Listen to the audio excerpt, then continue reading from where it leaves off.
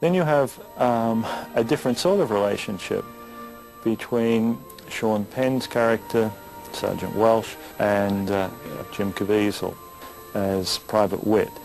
The young private is, somebody who is he's a questioner. He's somewhat of a philosopher. Everyone looking for salvation by himself.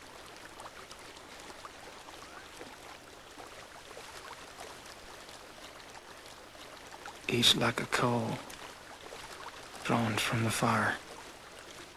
Sean's character, Welsh, is a little more of the hardened, somewhat cynical sergeant who's been through it before, feels that survival is the main thing that he can achieve out of this conflict. And Witt's character, on the other hand, feels that there must be more to this than just the carnage and surviving the carnage.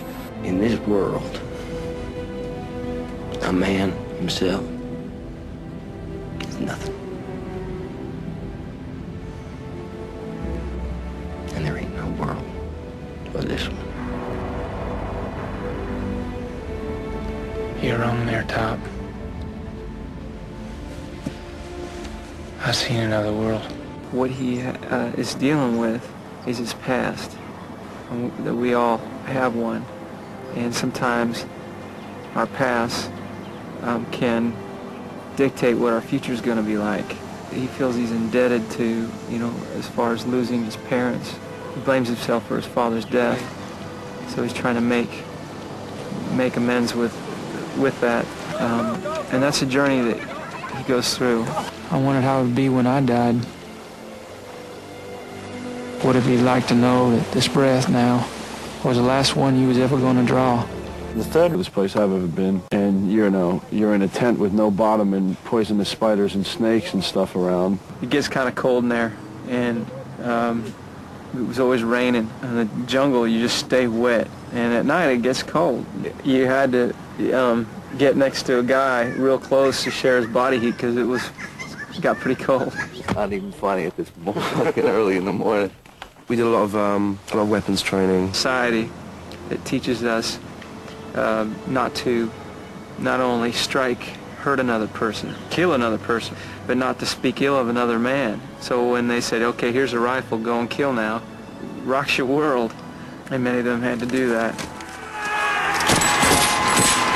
Rain of lustrous fruit and vegetation and blood. Somebody cut it now. The journey came full circle as the filmmakers and ensemble cast of The Thin Red Line were reunited for the celebrity-filled premiere in Los Angeles. It was the opportunity to welcome back a Hollywood master and view his artistry in motion. I always loved Nation of the Evils of War, as powerful as any personal prayer that you could say in a moment of tragedy. It was so... Cast and invited guests continued the celebration in grand style inside Stage 8 on the 20th Century Fox studio lot. The elegant surroundings were further highlighted by an 80-piece orchestra, which played Oscar-winning composer Hans Zimmer's highly evocative score. Terrence directs, and the way he puts other people before himself, he's a class act. He's a far better person than he is a director, and that says quite a bit because he's a pretty brilliant director.